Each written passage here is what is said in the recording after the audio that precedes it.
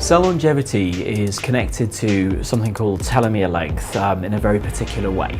So what you have to bear in mind, first of all, is that an average person is about 37 trillion human cells. Many different types of cell, but there's about 37 trillion.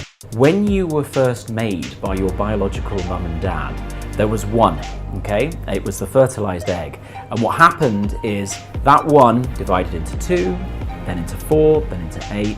So this division process has happened throughout your whole life. All human life grows in that way, through this gradual breaking apart of cells into two daughter cells. Inside every one of those cells is DNA. And everybody has heard of DNA now. It's the instruction code. It tells you everything that's going on inside that cell, everything that's got to happen. And we all know that DNA is an intertwined helix. Now, when you create your two new cells, you break into two. What happens is the DNA is unraveled and two new pieces of DNA are added. So you end up with a piece of DNA to go into one of the new cells and another piece of DNA to go into the other cell. So this unwinding of the DNA and copying and placing into the two new cells has to go on. And obviously that has to happen a lot throughout your life because you've come up to the size of 37 trillion cells. Now, every time you undo the DNA to do the copying, it's a little bit like a zip on a cardigan, okay, or on a jacket. You unzip it and you open up the two bits of DNA and you can copy along those. Now you know at the bottom of a zip there's a little piece of metal that the zipper hits and it stops the zipper from coming off the zip, right? You have them on your DNA as well. You have to have them because otherwise the machinery that copies the DNA is going to end up falling off the end and it won't work, right? That little bit at the end is called a telomere. And so that is a buffer, and every single time you divide your DNA and you break into new cells,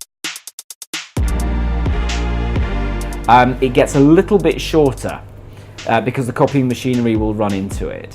So when you start life at birth, you've got what's called about 11,000 base pairs, right? So that's a measure of length of it. And when you're in very old age, that's got down to about 4,000 base pairs. So throughout your whole life, it's getting shorter and shorter with each division.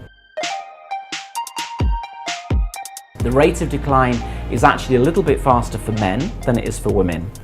And then what happens is, once a cell has got to the point where the telomeres in a cell now which is dividing into two more, that telomere has got too short, the cell decides, I better not divide anymore because this isn't going to go well.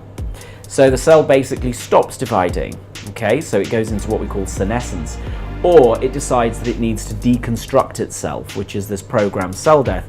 But what that means is that the organ that the cell's in, whether it's your skin or any other organ, cardiovascular, has fewer and fewer active cells within it. And this is really what's going on in aging. So in other words, the longer your telomeres, the younger you are. The shorter the telomeres, the older you are.